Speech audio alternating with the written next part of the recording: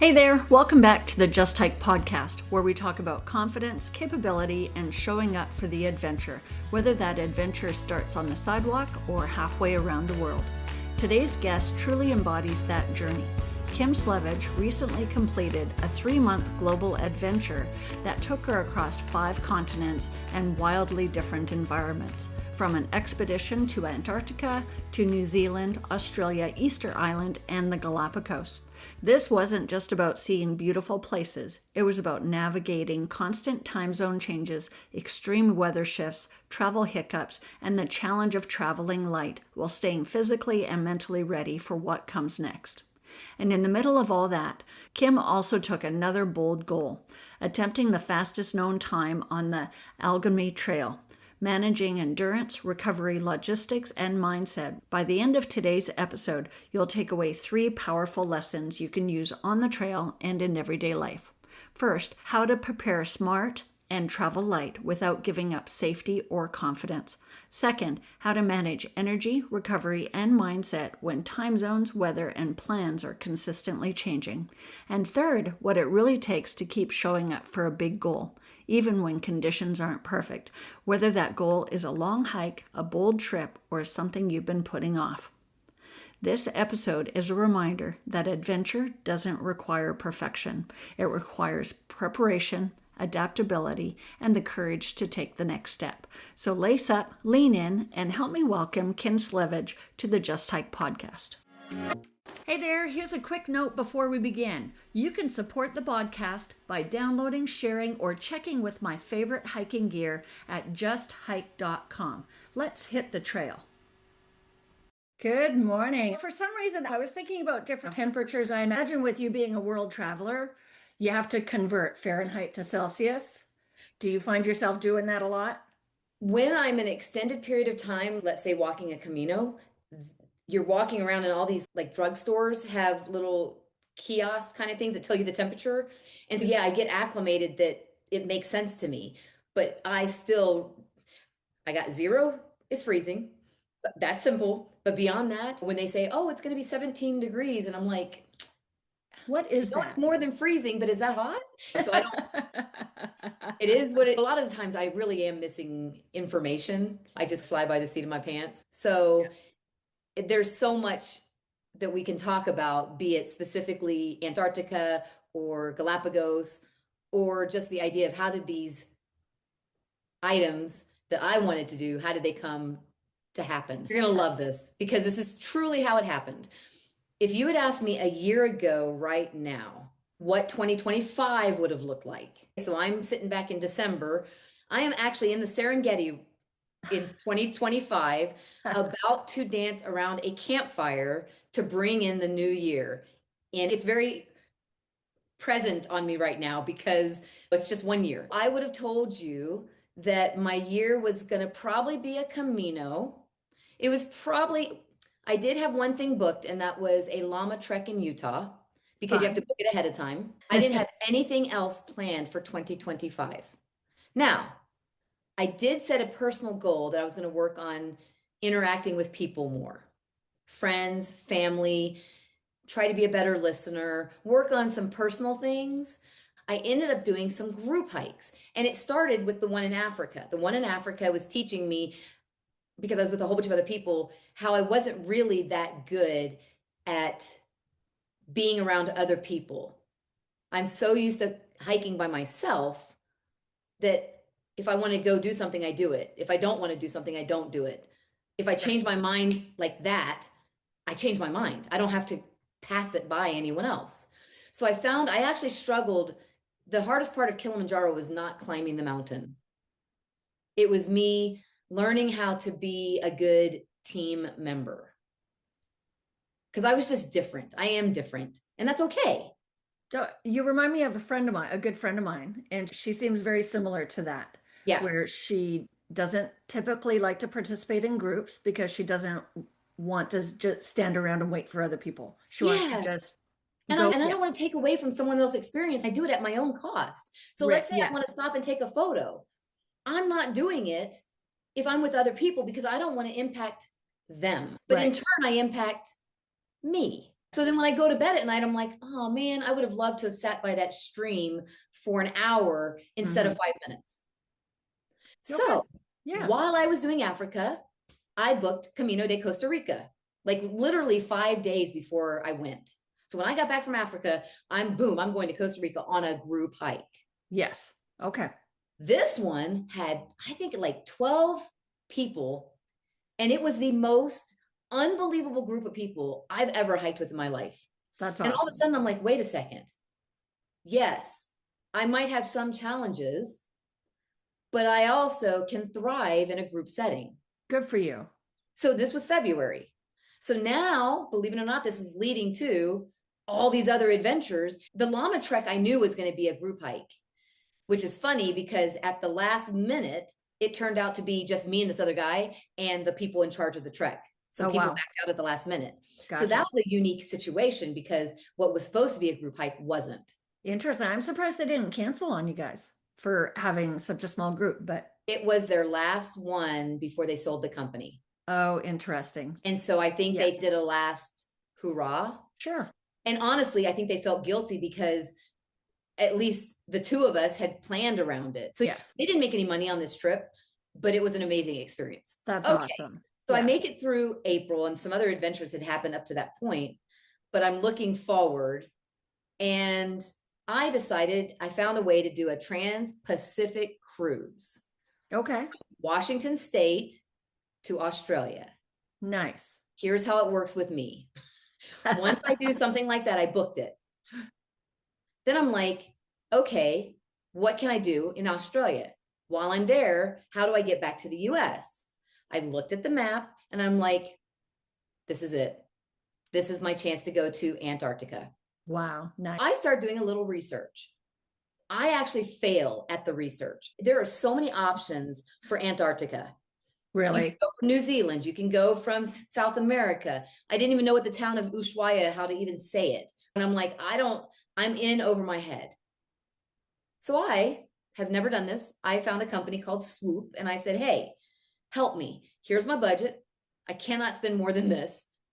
I want to go for at least a week and I want to touch Antarctica. I punted to them. They came back like 1 or 2 days later and they're like, we got you. She found me something that was like 11 or 12 days and it was definitely in my budget. She's like, but you got to pay insurance and other things. So when you're all said and done, I can get you there for under $10,000, counting airfare and the insurance. And the insurance was over $1,000. Was it? Yeah. So I'm like, and I was sharing a room with 2 other people because budget was more important to me. Yes. I'm going to be on this epic trip with some people I don't know. Okay. So you almost have like bookends. Oh, and I told her when I wanted to go, which was after my cruise finished, but maybe give me a month and then see where she finds something. I was on the edge of the season, which is one of the reasons I got a good deal. And so anyway, that's how that came about. Okay, so I'm looking at the map again. Yeah. You're on your cruise. Yep. And you have a plan to go to Antarctica. Okay. Yep. So I've got to connect those 2 dots. Yes. Now, just this year, a friend invited me to go to Holbox, and that's not how you say it, in Mexico, where I got to swell with the whale sharks. Oh, nice. So I had decided unofficially after Antarctica, I was going to go after Antarctica. I was like, it's November. I don't have to come back to the US right away. So this is right now we're looking at a 4-month opportunity from the beginning of my cruise to Antarctica. So we're talking about a lot of time to play. That is a lot of time. Yeah. Okay. So I'm in Antarctica in my mind, and I'm like, I want to go to Mexico. I know where to stay. I know what to do. And the place that I went, I wanted to stay longer. So I had this unofficial mind, but I didn't book anything because I was afraid I was going to run out of money. By the time I booked this cruise, which wasn't that expensive, and then I booked Antarctica, I had a certain budget. And I will tell you, it was funny. I had a notebook on paper because all of a sudden it started getting complicated because I'm starting in September. The cruise is easy. I don't have to do anything. Once I get to Australia, what do I do? So I was like, oh, the last time I was in Australia, I wanted to go to Tasmania.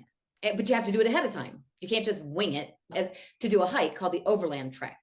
So what I ended up doing is researching that.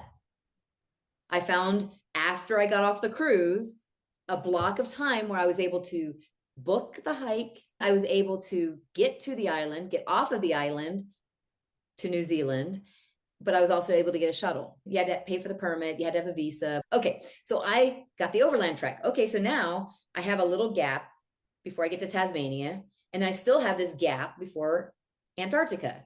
So I'm like, all right, I'm going to go to New Zealand. I went to the North Island last time. This time I'm going to go to South Island. But I fly to Auckland to catch up with a friend that I promised. So I saw her on my flight from Auckland to Christchurch.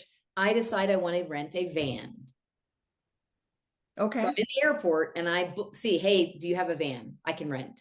And they're like, you won't believe this, but yes, we have a van for 1 week, a little over a week. I'm like, okay. So by the time I got to Christchurch, I walked to the van place from the airport and I picked up my van. So now I have a van to just do whatever I want to do in New Zealand. And the reason I'm telling you this is some parts of my trip were very rigid. I had to be at the overland trek. I had to catch the shuttle. I had to finish the hike at a certain time to get to Hobart to catch a flight, right? Now, I do believe everything is still flexible somewhat, but I'll get to, when I get to Galapagos, it'll make more sense. But basically, everything has a bookend, a touch point. I get to New Zealand. I have the most amazing time just driving around. It was the most amazing time. So I go. What were your highlights of New Zealand? Okay. First off, it's gorgeous. Yes. I've been to New Zealand twice. Okay. I've never been to the South Island. I've only been to the North Island. So everyone, I couldn't have imagined the North Island being any better than it was when I went to see it. I'm going to find the beauty in everything. So I get to Christchurch, and of all things, remember, I've got Antarctica on my head.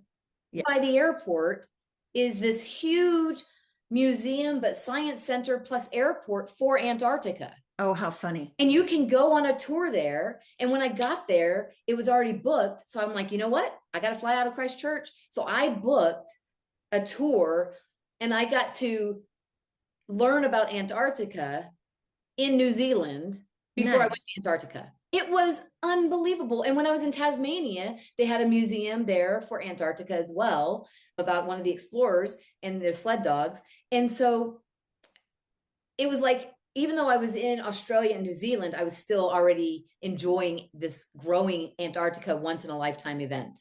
Nice. So what did I love about New Zealand, South Island? First off, I was there in October, and the weather was perfect.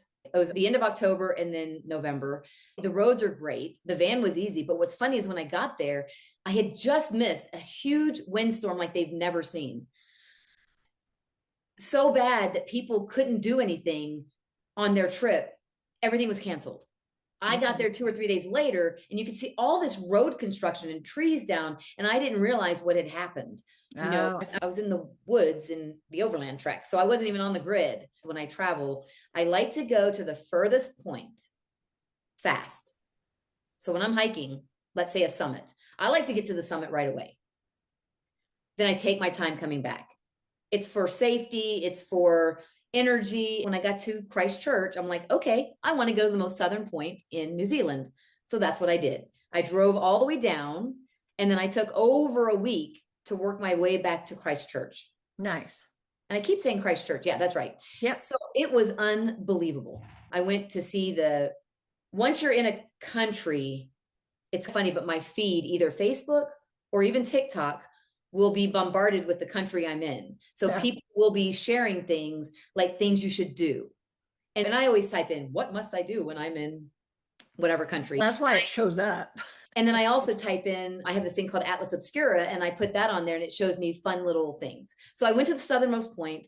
I slept pretty close to it, saw the northern lights, southern lights. Southern lights, yeah. And it was just one of those everything just fell in place. And everything's in my court as far as what I have to do, but I know I've got a big travel day. When you go to Antarctica, they said you really need to make sure you fly in at least a whole day before. Okay. If not 2.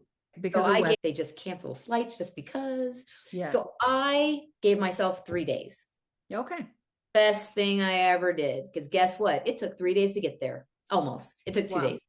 So no stress, because I gave myself the freedom to navigate as you're traveling solo, which is good, but it's also a little overwhelming sometimes.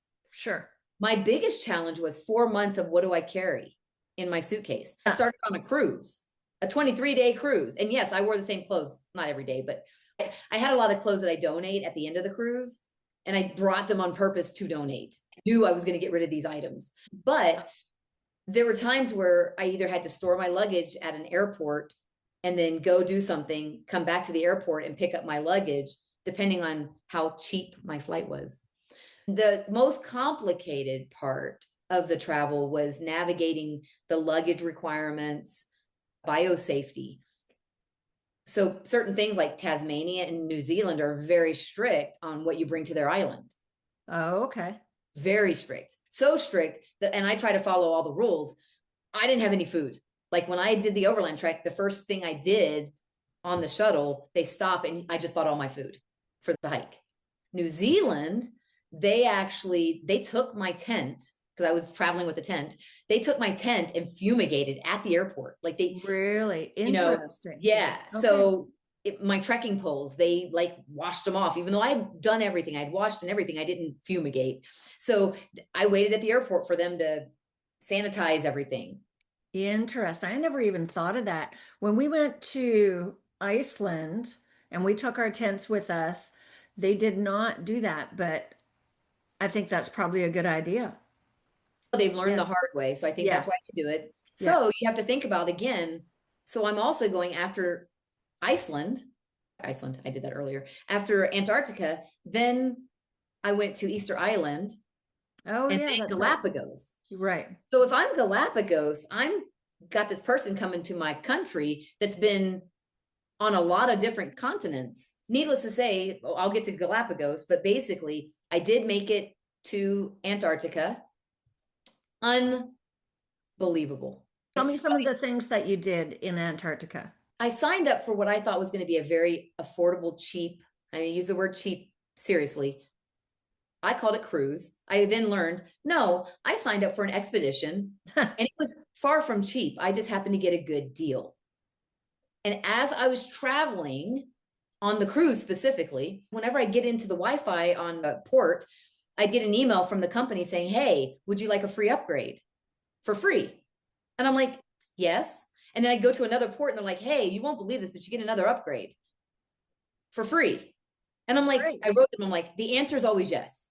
Like, I'm never going to say no to a free upgrade. So by the time I get to Australia, I am in a room with one person and a huge balcony. Nice. Oh, I didn't mention, I was going to be down in the very bottom with a porthole. So I went from that the basement to the palace. Penthouse. Yeah. So I am thrilled. And it wasn't what I expected, but so the first thing was going on a ship that you thought was going to be literally, I was thinking tanker. Like in my head, I saw this metal gray shell of a place. So I get there on the ship. I knew I was already in for something great because the hotel they put you up at the night before was 5 stars in Ushuaia. Wow. And I'm like, okay. And there were little free candies and there was a free breakfast. And I like the people I'm meeting. Am I in the right room? And then they give us a shuttle. We get on the boat and I'm just like, oh my gosh, what have I done? Like they give you a jacket that you get to keep. Right. There was a bottle of champagne for my roommate and I loved my roommate. She was amazing. And there was a bottle of champagne for us and we saved it for the very end of the trip and we added orange juice and made it into mimosas. And we had this deck. We have a huge room, beautiful bathroom, and all this other stuff. But more importantly, the people on this ship they had all researched for years this trip. Many of them, from my understanding, were in rooms that were, my room probably was minimum per person a $20,000 room. I still don't know what happened. I don't care. I'm willing to take it. I was waiting for them to yank it away from me, but they never did. Okay. So the first impression was unbelievable. But now I'm starting to understand. We go to this meeting and I'm like, they keep saying expedition. It's not a cruise. Our ship is smaller. So we are allowed to go where the big cruise ships can't go. And they have permits, specific permits. We evidently our pay that when we pay for our tickets, we are funding scientists on board. So there were some scientists specifically to do penguin counting, nesting penguin counts. So when we would go, every time we stopped, and we stopped somewhere every single day, with the exception of we were in a Zodiac every day, or we were on land. I remember at the beginning, the first day, I told someone, I'm like, I have one goal, and that's to touch Antarctica. And they looked at me like I was joking. And they're like, we think that'll happen. I'm like, no, I know the weather. And they're like, you can't not touch Antarctica. I'm like, no, because weather. And they're looking at me. We're talking two different languages. Two different languages. Gotcha. Because I'm hoping for one stop. And they're like, we're going. I hiked. I ended up hiking and even sleeping on the ice. Wow. Yeah. So I was not prepared mentally for what I stepped into. But there was a guy where we looked at birds and counted birds, and we did the Secchi disc where you put it in to see the plankton. And so for me, the all-encompassing amazing part was my learning and the science. Wow. That sounds amazing. It was unbelievable. Amazing. Yeah. And then to do the hikes, and then a kayak trip came with it. So I got to go on the kayak. So now you're on the water level, the wildlife, the whales, like we had a whole pod of orcas, and I don't know, we couldn't count them all, but over 20. Wow. So what was the name of the expedition that you went on? So it was called Polar Latitudes. Polar Latitudes. Okay. Our ship was the Albatross. Okay. And it's a relatively new ship is what they said. So it really was the best. Like it has stabilizers. Some people had trouble going through the Drake Passage because it was rocky. Bumpy. Okay. But thankfully I didn't have a problem. My room was in the middle. So I think the location of my room helped. Sure. And then I don't drink. Yeah. Did you take Dramamine or anything like that? I don't take anything. No. I always see people taking it, and maybe because it probably there's no connection, but the people that take medicine always seem to get sick. So I just don't take medicine. And I know that it's not going to resonate with anybody, but my body doesn't know how to handle medicine. It never has from day one. So if you give me, let's say caffeine, it might put me to sleep. If you give me antibiotics as a doctor, I'm taking it exactly at the same time every day until it's gone. I am fanatical about you tell me what to do and I'll do it. But for the most part, I figure if I don't feel well, did I eat something? Is it the motion of the boat? What is my body trying to figure out? And what can I do to help my body without taking not a shortcut, but a quick fix? Because no, I understand. Yeah, especially since you already know that your body doesn't handle medicine the way that other people's bodies handle medicine. And it's good that you have that connection and you understand that. And when you're off on a trail for a month, you don't have a pharmacy. So it's good for my body to figure it out on its own. Yes. If I can. And then to really know when it's a problem, because that's the other thing is it's not always a problem. Like sometimes you feel like a headache's coming on. And so people take medicine. It could be you're dehydrated. It could be electrolytes. It could be you hit your head. My point is you need to figure out where is this coming from? And then can you remedy it properly? Because again, if you're dehydrated and just drinking water solves it. Drink water. Yeah. Drink water. Yeah. And that's a very bad example, but in a real example on a trail where they have a problem and they're so quick to get rid of the whatever, the pain or the discomfort that they miss the fact that they had something in their foot. It would have been better to take that thing out of their foot than to take something that's supposed to mask the pain. Yes. I understand completely. Okay. Yes. But I see things a little differently. And that's just one of the things that I do differently, but it works for me. Let's move on to the overland trek. What country is it in? How did you find out about it? Oh, those are all good questions. So the first thing is I wanted to go to Tasmania. Yes. So I went online and I said, what are some of the famous hikes in Tasmania? And over again, the overland trek came up. Okay. Not a long hike. It's like a little over 70K. Okay. So under 50 miles. Yes. Okay. So I'm like, that sounds cool. Then I type, what's the best season to go? Yes. I was again on the shoulder, which I usually like shoulders. The weather's a little more unpredictable, which is why people don't go, but there's less people. Yeah. So it's usually outside of school holidays and things. And it's easier to book the shuttles. So I'm like, okay. So I think it opened a week before I went. So I'm like, perfect. So I booked it. Oh, I use a thing called Far Out. It's what they use for it started with the Appalachian Trail and it was called Gut Hooks, and that people bought it out. So I used Far Out, and I was able to buy the trek on my map. And that is the extent of the research I did. I had to figure out how to get there because it's a through hike. So I flew into one airport and I flew out of another airport. Okay.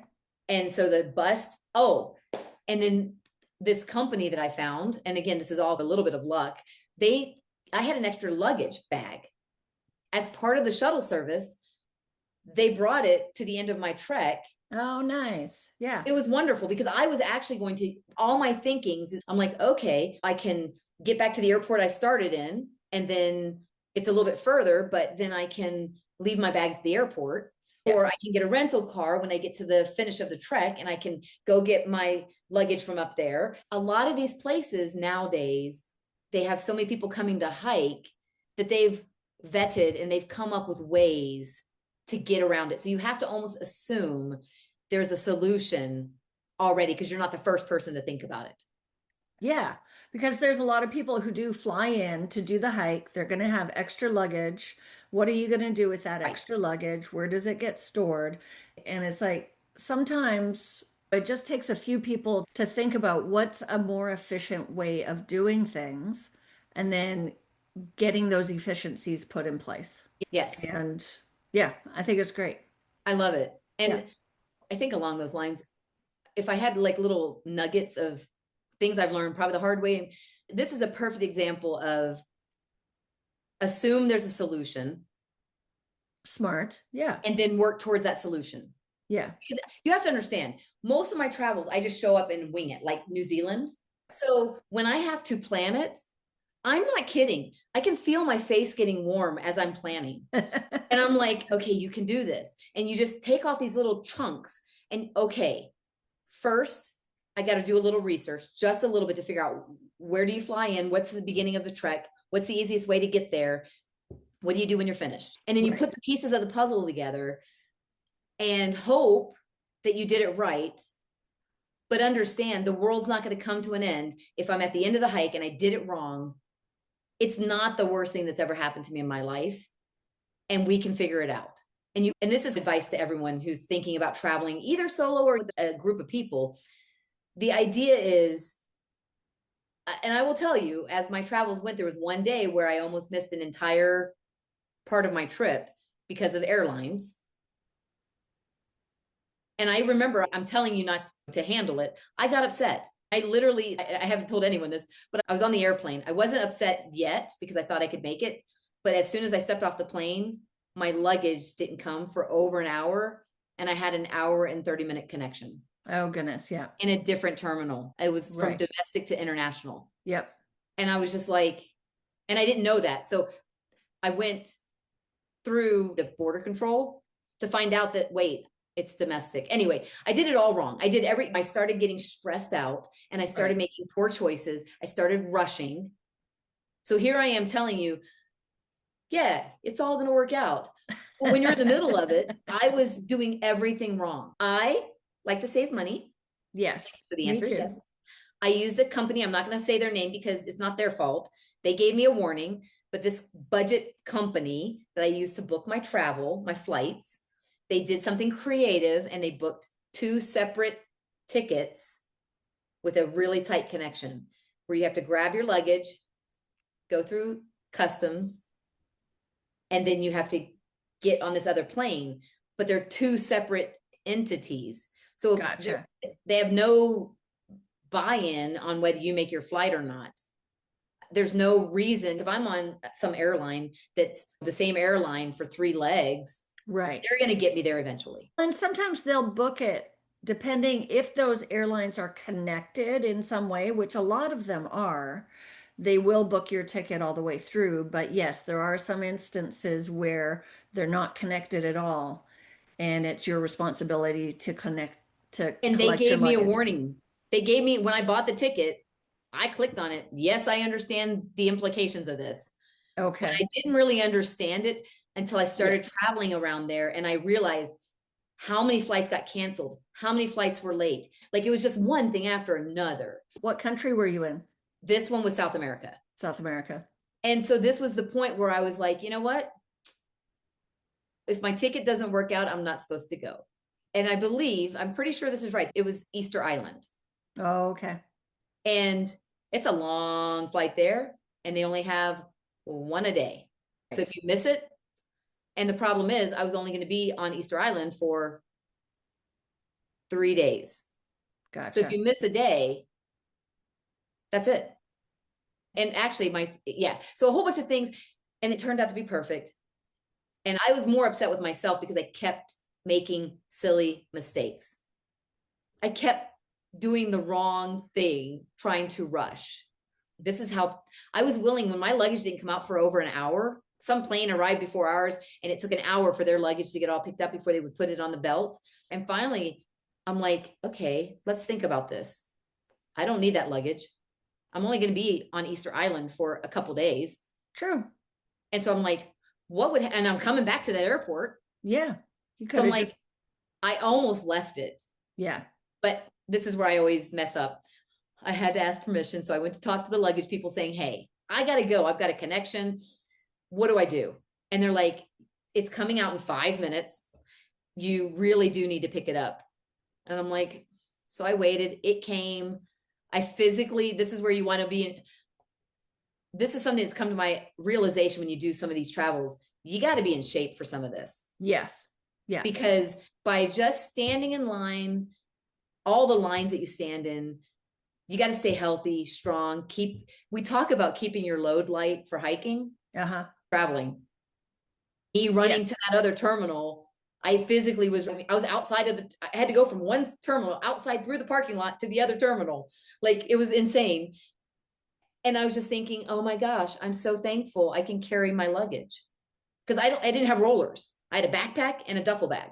So my point is, you owe it to yourself to be as the healthiest version of yourself that you can be. There are ways around all of this. Yes. Do you think you could have went with less luggage, like with just a backpack or a carry-on? I have one lady that I know, she travels by motorbike quite a bit. And when she goes on long trips, they only have so much room in their saddlebags. The way that she does it is she'll take her basic clothes with her, but then when it's time to either wash clothes or she's at a different location, she will donate her old clothes and then she'll buy new clothes for wherever she's at. And she'll usually shop at like thrift stores or things like that. Right. So it's super inexpensive. She goes in, buys a few more things, and then she's set for that location. Does that make sense? So absolutely. I don't know how feasible that is how I did it. So I started with the cruise, and I had normal stuff on the cruise, but I had dance shoes. Right. I don't need dance shoes after. So I don't need dance shoes in Antarctica on an expedition. No, which is funny because I was like, maybe I do now that I'm on the ship, but no, there was no music dancing, but I didn't know. So a friend of mine brought my stuff back to the US and mailed a few items that I didn't want to buy again. Because I don't have a limitless budget. That's the one thing. All these travels, I have to be the most frugal person I can be. With that being said, and I'm a hiker, so I'm okay with hiker donations. So we'll see how that goes. I'm staying at hostels a lot of the times. So I packed a duffel bag that collapses inside my luggage that I knew I was going to donate. So I got rid of a suitcase as well as stuff, as well as shipping some stuff back. Gotcha. That was all part of the beginning plan, but I still have a tent, sleeping bag, sleeping mat, water filter. I have all these things I need for my hike. Because I didn't mention, I also did Patagonia. I also did the W Trek. It was a few days after 5 people passed on the O Trek. That's a whole nother story. We won't go into it. But basically, I have my tent. Well, that takes up a third of my backpack. And then I have the mat. So my backpack is mostly camping stuff. Sure. So now that's what the duffel bag was for. The duffel bag, and you understand, I told you about how strict they are about biocontamination. So I had a pair of shoes that I used until after the overland trek, so Australia. And then after Australia, I donated the shoes, and I started with a brand new pair of shoes that I had been carrying for New Zealand. So there were a lot of things to think about, a little more overwhelming than I was prepared for in some parts. But then I would go, like when I got to Antarctica, I'm on a ship. I don't have to do anything. So I was able to get a mental break. Yes. Yeah. That's important. It really was. It saved me. Yeah. And I tried to not obsess about the next trip while on the current trip. It was important for me to remember to enjoy where I was. Enjoy the moment.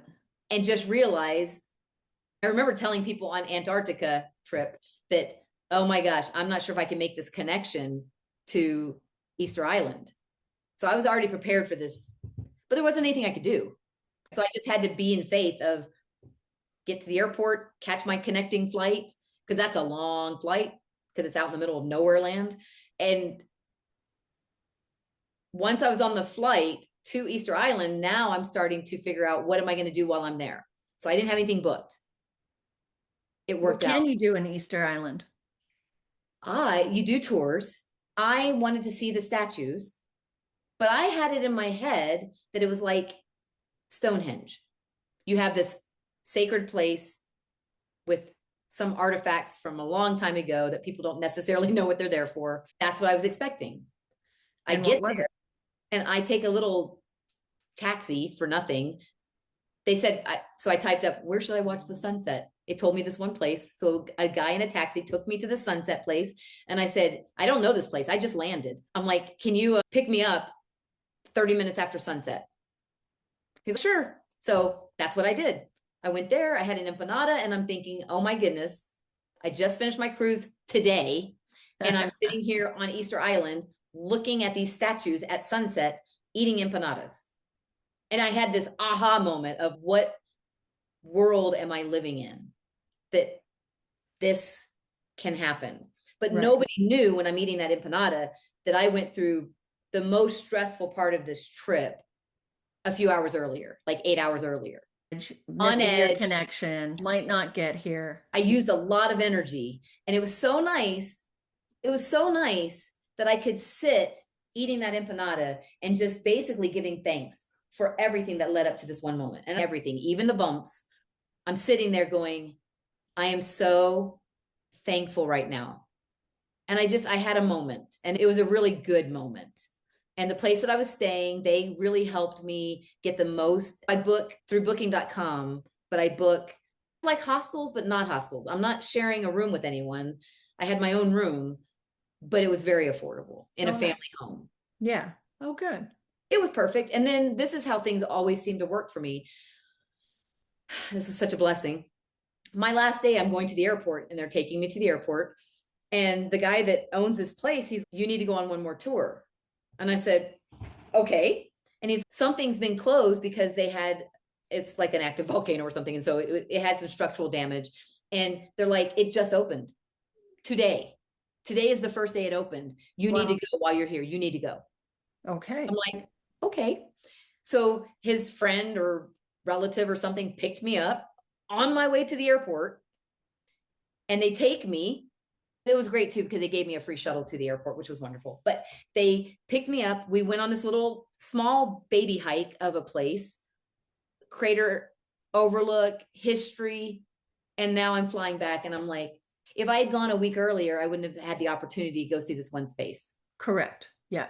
So again, that whole flight back, I'm just in a sense of gratitude, knowing that my next step after Easter Island is Patagonia, which is another bucket list item. And that involved a lot of pre-planning. Why is that? Is it just because it's so busy? Do you have to get permits for Patagonia? Yeah, you have to have a permit. Okay. You have to get there and you have to get back. There's no airport near it. Okay. So this is for me, the hardest part of a through hike has always been the logistics of starting and finishing. The cruise is nice, but if it's only 3 days, but you spent 2 days before and 2 days after, for me, was it really worth the 3-day cruise? And my answer is no. That's why I do 14-day cruises, is because the logistics of getting to the cruise and getting off the cruise. What's the same with the through hike? The logistics for me, I don't like big cities. I don't like all these potential things that are out of my control to get to and from. So Patagonia, the W, there's 2 treks. And I'm so embarrassed to say, I didn't figure this out until like later. There's the O trek and the W trek. And someone's like, which one are you doing? I'm like, oh, I can't remember. And they looked at me like, how can you not remember? Oh my gosh. One is an O circuit and the other looks like a W. Like if you look at the trek, it's the letter. Okay. Sorry. That was embarrassing, but Hey, I was doing the W. It's part of the learning curve, right? So Oh my God. you did the W. Okay. I went through a company because again, I tried to book it and it was so complicated, especially last minute. There were some tent sites available, but you had to logistically know where you were. It's like the Wonderland Trail in Washington. You have to pre-book where you're staying. Okay. Same thing with the W. So I found a company that I paid them not that much money, but they booked where I was going to stay. Nice. The first place was $14 to stay in my tent. Wow. Lovely. The other places they booked, I'm like, this better be nice because I'm going big. $200. Oh no. But I'm like, you're not allowed to wild camp. If I have my tent, if I had to, I would for safety, but whatever. Supposed to order food ahead of time, but I did it so late that I wasn't able to order any food. No problem. I figured there'll be leftovers. I learned so much on Patagonia. I What'd can't you even learn? tell you. What? What'd you learn? I paid over $200 for a bunk with a sleeping bag that they provided. I had my own sleeping bag, but they provided a sleeping bag, and that was called a made bed. And it was a bunk in a room with 1, 2, 3, 4, 5, 6, 7, 8 people. Wow. Do you think you could have gotten that for a lot less money?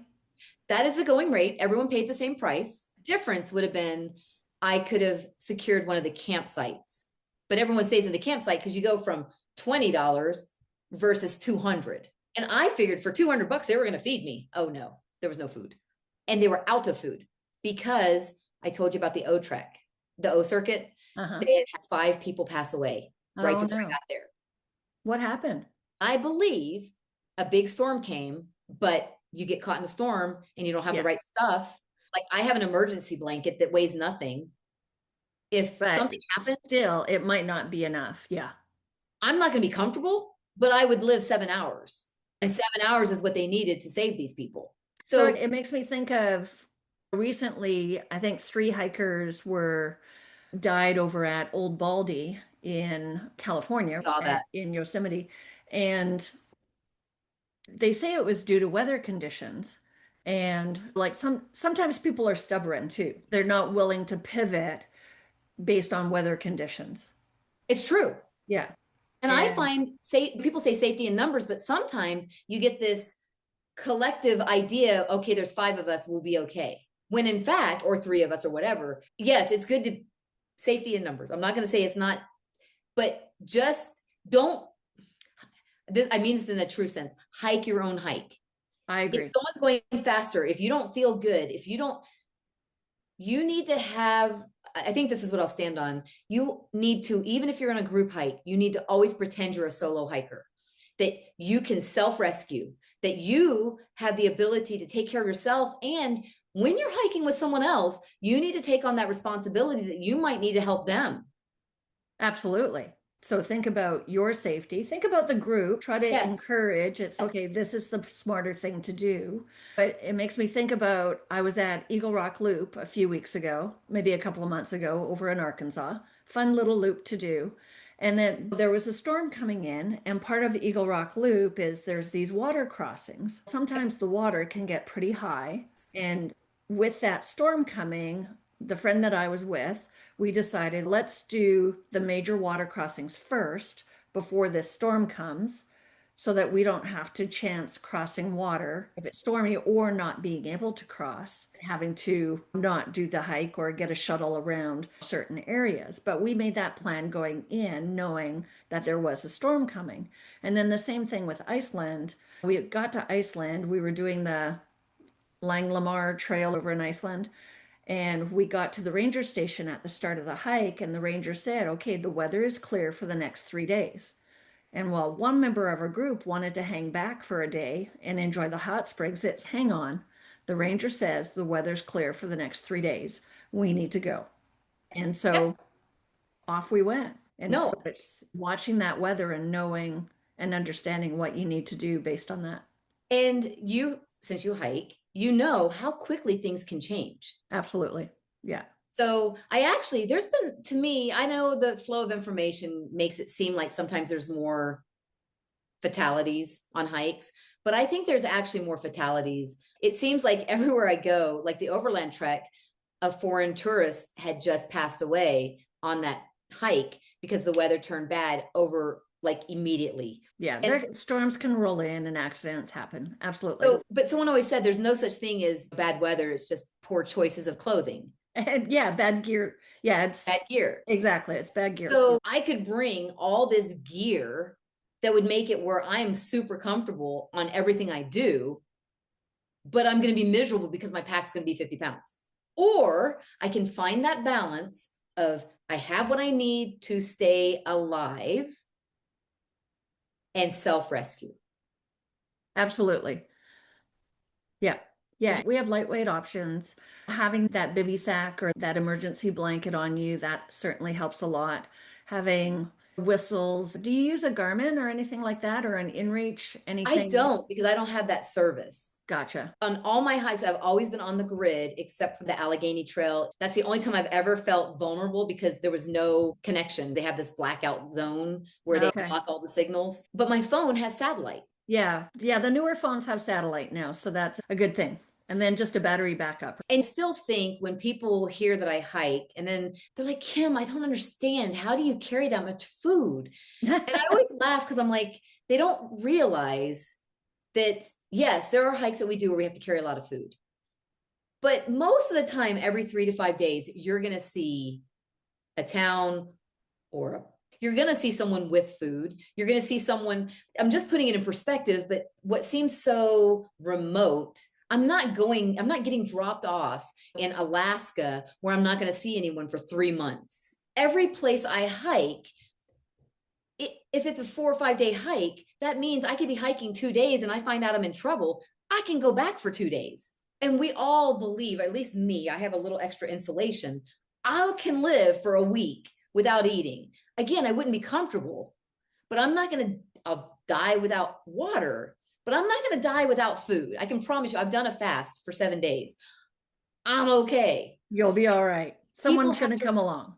I think people have to realize they need to put down the real scenario of, okay, I'm not being pessimistic, but what exactly do I need to prepare for? The elements, the temperature, the rain, not being dry, or a fall. So an accident, if something doesn't go right, can you handle an accident, a broken leg, and I think that's where people need to, you can't typically know the mountain's going to give out. You can't typically know that you're going to trip and be in a situation. But you do know the weather's coming. They will tell you always, they might tell you, hey, we don't know what the weather, we can have 4 seasons in a day, but they're going to tell you that. You're going to know. Based on your research, you're going to know certain things. Yes.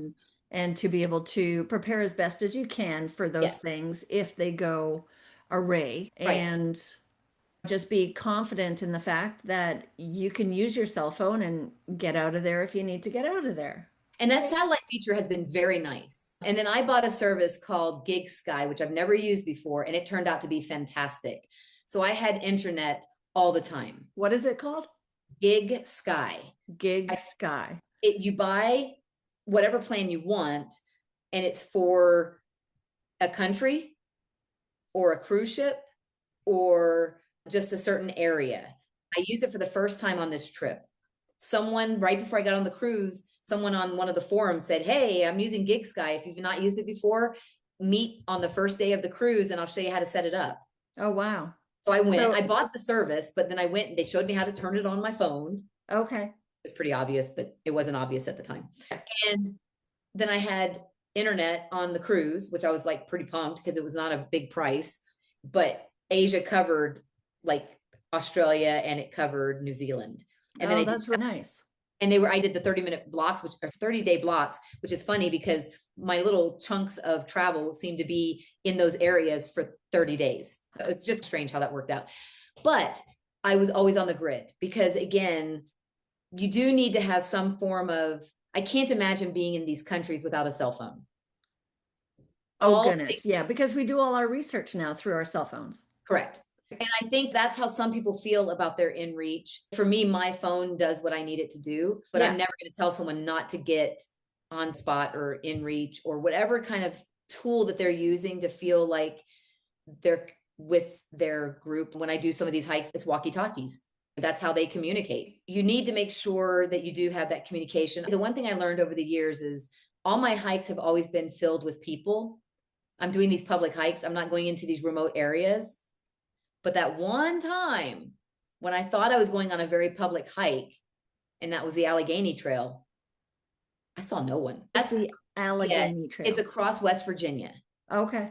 So you start in Pennsylvania and you get down basically to Virginia. And I got on that trek in October. Anyway, I did a fastest known time for unsupported. Oh, wow. So good for you. The idea was to carry, it's 300 plus miles. It was like 350-ish to carry all my stuff for 2 weeks, all my food, no resupply. I just wanted to test myself to do it. I did not know nobody else would be on that trail. Really? No one. It is right next to the Appalachian Trail. It actually finishes into the Appalachian Trail. Like you share to get to the trailhead, you share the same trail to get off the trail. I saw 2 hikers. Wow. 2. Yeah. And they got off the trail and they were going the opposite direction. So that was 2 weeks of solitude. Yes. And I will tell you, when you hike solo, you're never solo. People, they're either going the opposite direction or they're leapfrogging. So this one, I truly was solo. Wow. I had nobody knowing where I was, especially with that communication blockout. So what do you do to be safe? How do you communicate? I was off the grid. My map stopped working. It was the most interesting thing. And here's the deal. My understanding is my inReach wouldn't have worked there either because they have this blackout zone. There's no Wi-Fi. There's no nothing. Wow. Do you feel like that hike changed you? Yes. Yeah. Because I think I've had a few what I call smackdowns on myself where I get too big for my britches. I have a lot of confidence, and I do believe confidence helps you, but it can also hurt you. And so when things are really falling into place and I'm not being grateful for it, I take it for granted. I usually get a smackdown. And so this one definitely woke me up. It showed me that I wasn't as on top of things as I thought I was. I didn't feel that I was on all my hikes. People think I'm a risk taker. I'm not, but things have always worked out where I'm safe. I'm around people that I trust or on a good trail or whatever. I trust my abilities, whatever. On this one, I did not feel safe many times. And there wasn't a thing I could do about it. The only thing I could do was to keep moving forward. So what are some of the things that made you not feel safe? Was it animals? Was it just being so remote and not having contact with anybody? Yep. You ready? Yeah. From the start. Yeah. My pack was heavier than it reminded me when I started the Appalachian Trail, except now we're 5 years later, 4 years later. And I was in better shape on the Appalachian Trail than I was here because I did the van life. And so I was not in my best. I was strong. I had just done a Camino, but I wasn't strong. And so here's this pack that's probably 10 pounds heavier than I'm used to because it's all food. Right. I am in pain on the first day, like my shoulders and my hips, but I got to keep moving. And then the very next morning, I take a fall. And I know it's because my pack's heavy. I'm tired. And it wasn't a bad fall, but it was very fast and very hard. And 5 minutes later, I take another fall. So this is telling you I've already maxed out, right? Yeah. So I have some choices. then it just kept escalating. Like it was one of those hikes where it pushed me in every direction. I had things in my head, like it wasn't part of the rules for an FKT to not charge your phone, but I brought my solar and I'm going to prove that I can stay self-sufficient even on my power. So I'm at a camp, a place to sleep right next to a building that it's known, plug your phone in. Oh no, I don't want to do that because I want to prove that I can do this. Ego, right? So I don't do that. Well, then all of a sudden something happens and everything starts draining. And I think it's because I have a poor signal.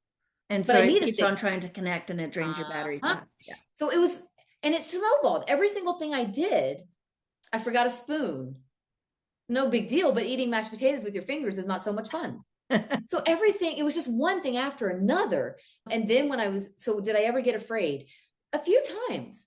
There was a thing on the far out that had said that there was this one area where there's some people hanging out just a little shady. Oh, gotcha. So I was on high alert. I remember sitting out in front of this one gas station, charging my device, because now I have to charge my device. And again, it's not part of the FKT. It was just an ego thing I had to let go of. I'm charging. They let me charge it right by the coffee maker. So it's in the store. My phone is in the store and I'm sitting outside because I'm smelly. It's near the end of my trek. And I'm sitting out there and I'm eating some food. And I'm just in my head, like, hi, saying hi to people. And people are looking at me and I realize, oh my goodness, I look homeless. Like, that's happened to you before. It looks like I'm begging for food.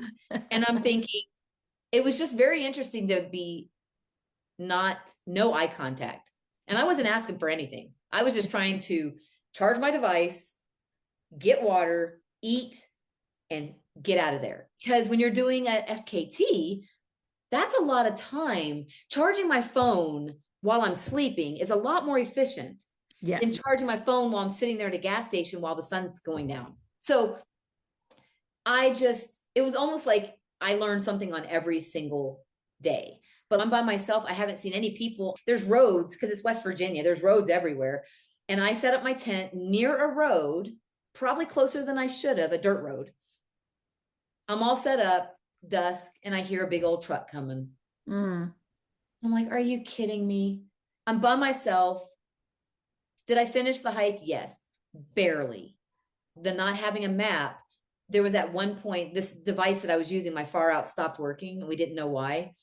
And I had to use 3 different maps as well as the markers. Do you take paper maps with you? No, because I don't need one. Okay. A paper map would have saved me. Yeah. Saved me. Yeah. So do I still carry a paper map? No. But in that hike, I blew it. Like a paper map would have saved me battery. But I believed I could follow all the markers. They have the yellow blazes for the Allegheny Trail. I didn't understand one part of the trail. And I read about it right before I started. There's what they call the gap. Okay. It's the part of the trail that's not finished yet. So it's the figure it out for yourself trail. It is we have a bypass. We're trying to get all the permissions to go straight, but you've got to go by the road and around. Okay. I knew about that. It's called the gap. Allegheny Trail, the initials are ALT, like alt, like alternate. Okay, I come to this spot where I know that you don't want to go to the road because there's an interstate that you're not allowed. It's not any of those. There's an interstate you're not allowed to walk, period. You cannot road walk. It's against the law. Plus, I'm doing an FKT, so I've got to stay on the official trail. Okay. So I look at the sign and I make a poor choice. One said alt, road walk.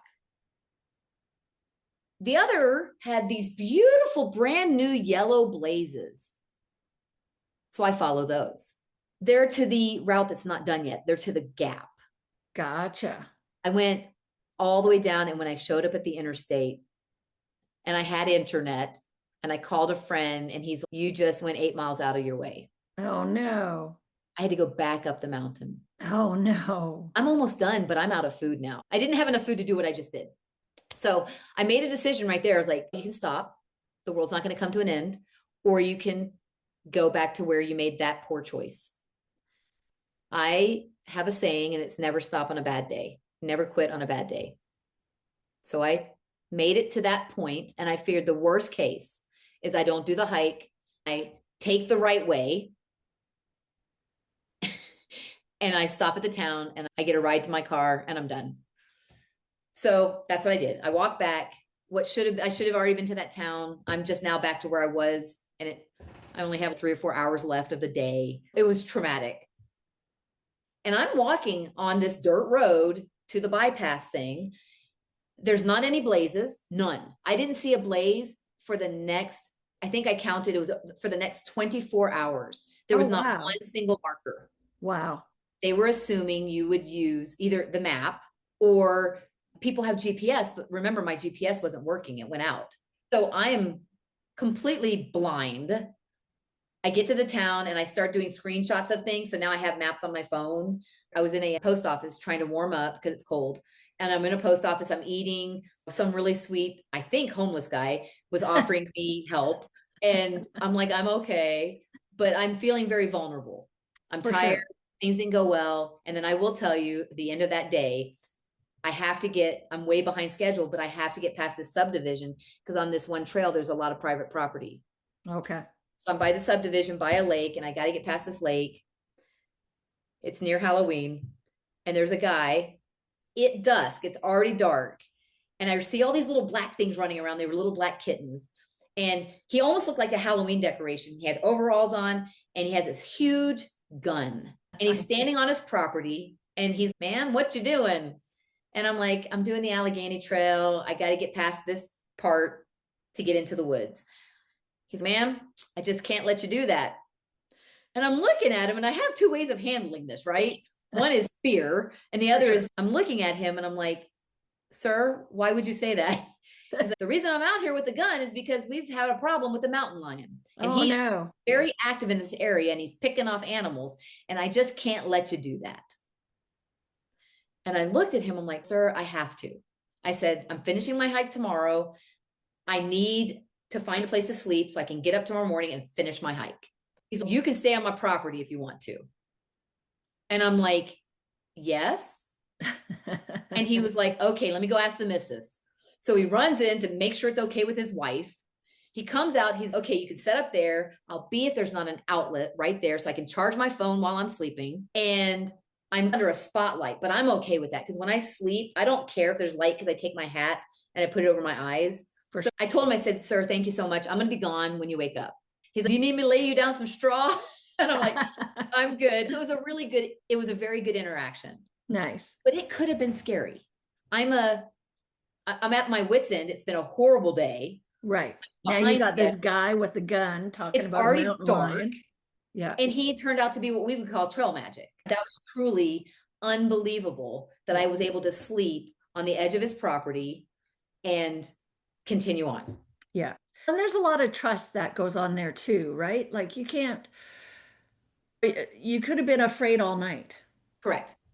And what good would that have done me? Exactly. Nothing. Right.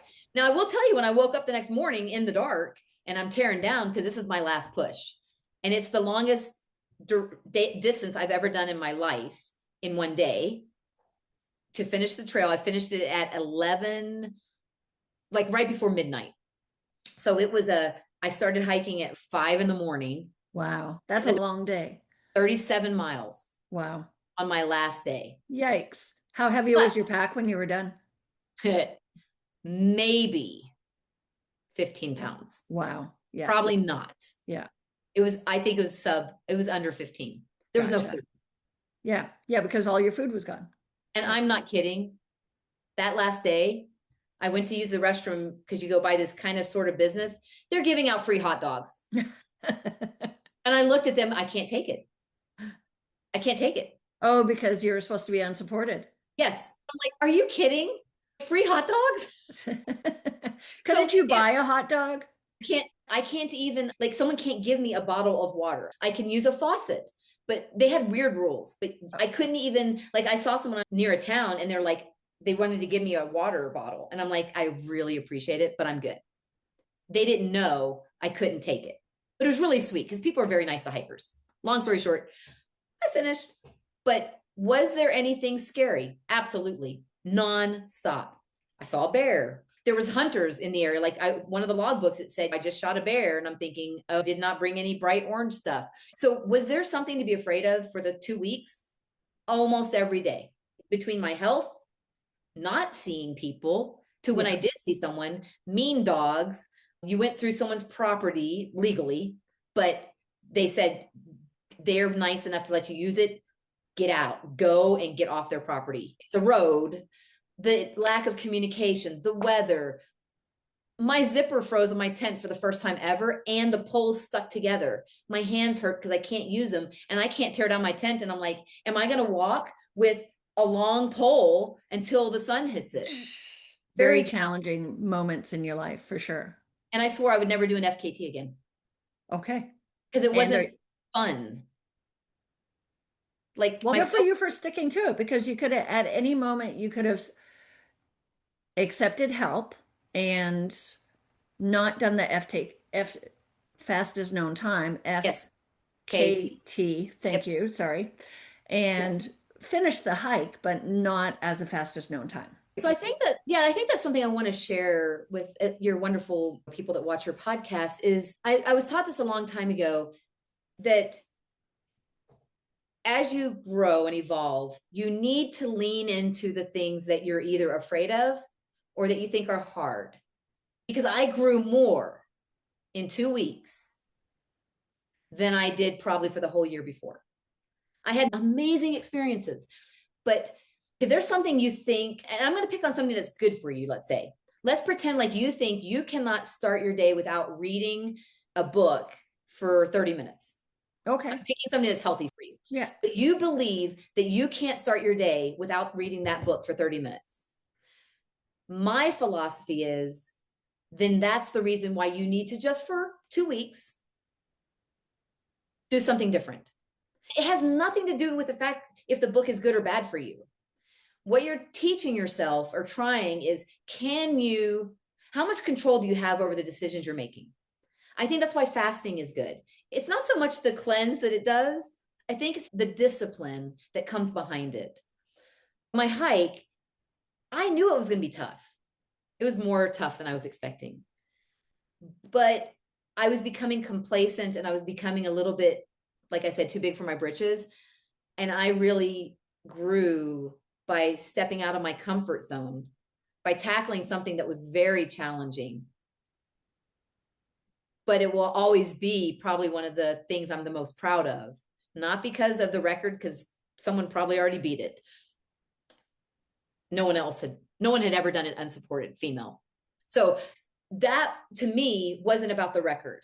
I knew if I finished it, there would be a record that I did it. I didn't know I could. 2 weeks of carrying your own food. Yeah. And that first day, I'm like, actually, the first day wasn't too bad. My shoulders and everything hurt, but it was slowly, gently downhill. When I woke up that next morning and everything hurts, and then I fall 2 times. Oh no, yeah. I'm like, because I barely was picking up my feet. I was maxed out. Yeah. But something happens to you when you can be afraid of something all your life and it will control you. Or you can, I'm going to pick on sharks. I'm not telling you to jump in with a whole bunch of sharks to prove that you're not afraid of sharks. That's not what I'm saying. But if you are paralyzed by the thought of sharks, then I would suggest you learn about sharks. Start to learn about some sharks. Yeah. You know, I have a friend who's terrified of snakes. Even if she sees a picture of a snake, she's freaking out. Yes. Yeah. So my suggestion for her would be to accept that. It's okay that something has happened in your life that's caused you to be afraid of these things. But in this short time that we're here on Earth, don't let those snakes control you. Find a way to get beyond that. I'm not saying be Indiana Jones and be in the bottom of a thing with all these snakes looking at you. That's not what I'm saying. But I will say, because I've seen people like that, where their fears control their life, be it travel, being solo, being with a group. Case in point, as full circle, we talked about how I was having trouble with groups. Right. Yes. So I made that my intention for 2025. Good for And it went okay. I still have a lot to work on, but I'm getting a little better. I find that I get very hyper and very excited, and I'm still trying to figure out how to control that.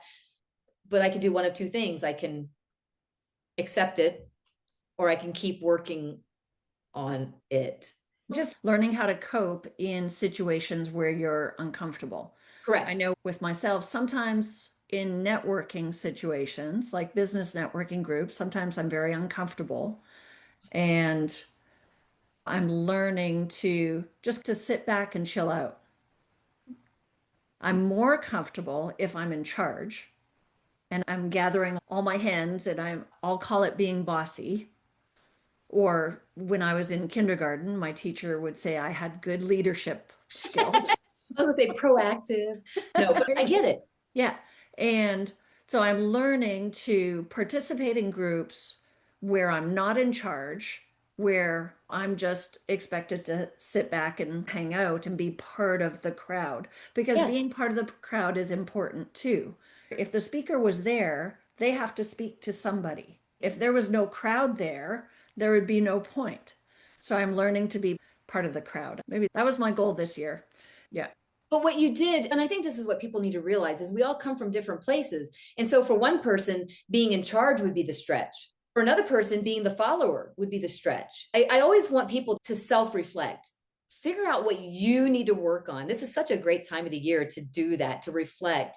Some people have time off from work so they can actually think without it being deadline and goal oriented, to use this moment to reassess, what do you want 2026 to look like? And What do you want to work towards? was it what you were looking, did 2025 go where you were? And a friend had a saying that I love, and there's no such thing as failure, only feedback. If you think about it, what they're saying is, it's not a failure if I didn't finish that hike. There was feedback. What could I have done differently? What went right, what went wrong? And it's the same with our goals for a year. I can only handle a 1 year out kind of goal. And I keep it pretty general, pretty for relationships. That's not what anyone I think would have thought that I would have said, working with others. But because they see me as a solo person, I'm known for doing my little adventures solo. So that wouldn't seem like, to some people, that would be a reason to even put that as a goal. But it was something that I needed to navigate and figure out. I slip. I have to still be very aware of, before I go into a situation, I need to tell myself, okay, I really like the word that you used was cope. I never thought of it that way, but I get spun up and then I crash at the end. Like, you put me in a Christmas party and then I go in the dark and I just sit there and just reconnect with quiet. I love the party, but it wipes me out. Yeah. More than it's all that energy coming at you from other people. And you know, me, but you almost cope. have to create this little shield or this little, whatever it is, deflect. Yeah.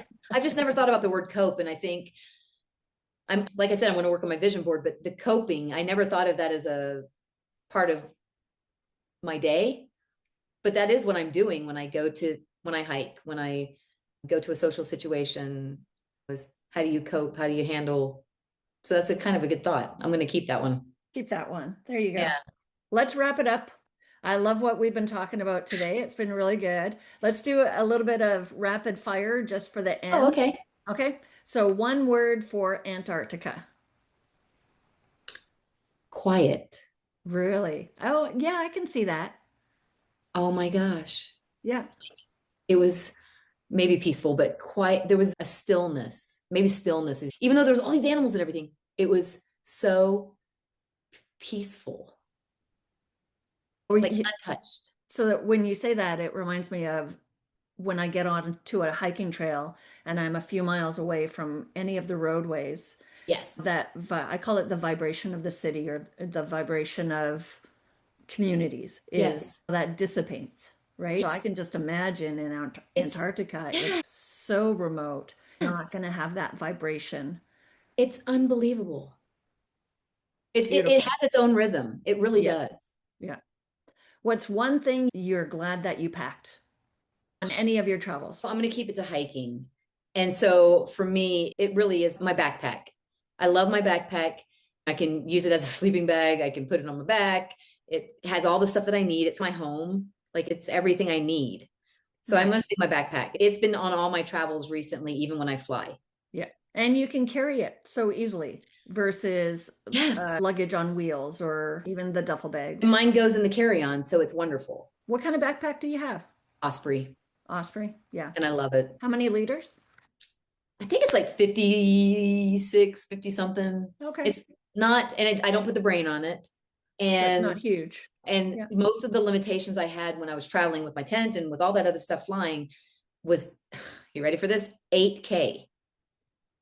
8. So I had to keep my backpack at 8. Really? Yeah. Okay. Yeah. So it was. How so many around pounds is that? I think, I'm not sure, but I think I was trying to stay around 15 pounds. Okay. And is that for carry-on? Carry-on. Carry-on. Okay. Yeah, it was some affordable airfare. Yeah. So what do? Do you put like a bunch of clothes on? Do you wear all your clothes on the plane? 100%. 100%. Oh no, it's funny. I put all my heavy stuff on and then I have this little satchel thing that looks like it holds a water bottle. Nice. Yeah. And I'll put all my battery stuff in there because it's heavy, but it doesn't look heavy. Yeah. And then honestly, I didn't have that much stuff.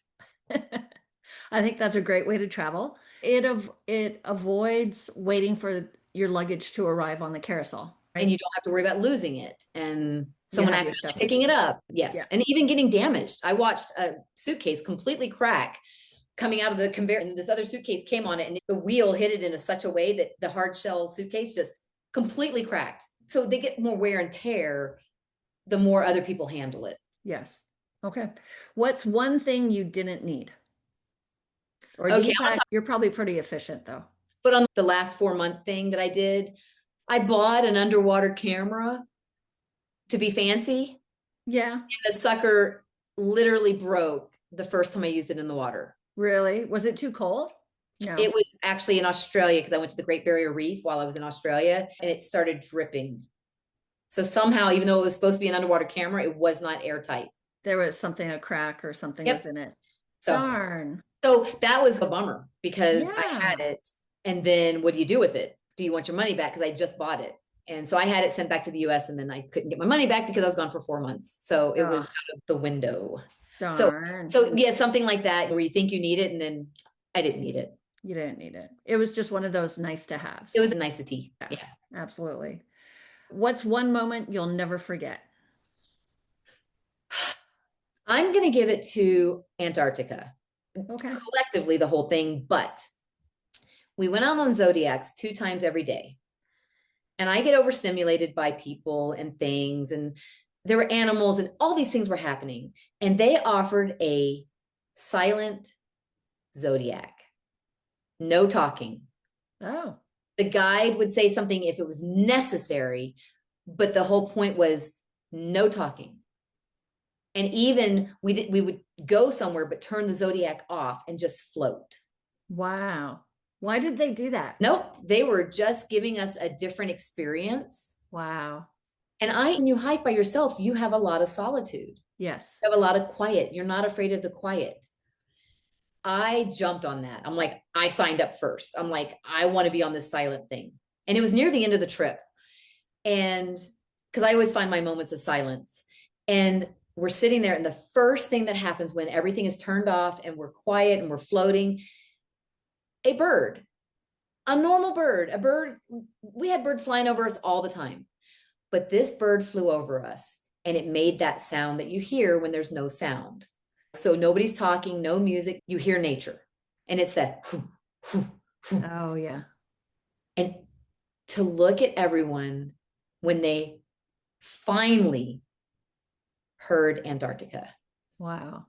And I think some people, this one person who was upset because she wasn't supposed to be on our thing, but there was an extra spot and she didn't want to be on the silent one. And I remember she was upset because she wanted to be on one with her friends or whatever. She cried at the end of this thing.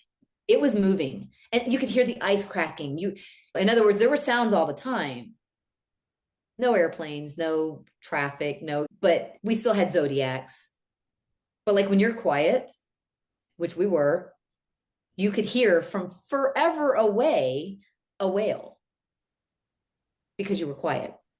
And like camping on the ice, it was quiet. You could hear the little avalanches. There was just so much to hear in the quietness. Yes. I know that sounds like a contradiction, No, but that was no, that was the most powerful. And it makes me just want to go. That's why I like my tent, away from hostels and away from albergues in Spain and away from shelters. And I like a tent, like you said, when you go past that limit of the city vibration. Yeah. You get to that point where you really are in nature and you forget that there are vehicles and shooting stars, and because you can see the sky and you're where you're supposed to be, in my opinion. Yes. Beautiful. Thank you. Where is your next destination? Or 2 nights ago, I accidentally booked a cruise. It just happened. That's right. You said that. So I am now going to be going, I don't even know the whole ports, but I will be in Texas. I will be going out of Galveston.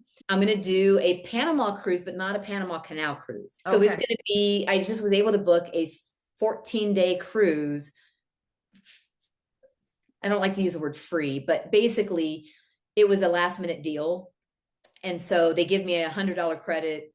And when it's all said and done, counting the tips, it'll be about $400, $500. Nice. But not counting credits. It's for 2 weeks. Absolutely. So I figured that was a way to, yes. So let's start 2026 with some travel. I don't have to worry about logistics or anything like that. So it allows me to not think or do anything. Yeah. Is that where you're going to do your vision board? I'm going to do it today or tomorrow. Are you? Good. Yeah. With all I want to be artsy on it. Yeah. I don't really have magazines here. So it's going to be more of kind of sketches and drawing and words, a lot of words. Yeah. I did something similar. I did something similar to that at a workshop, like a company workshop. I was working with this one clinic, and one of our little retreats that we did, we took a piece of paper and folded it in 4.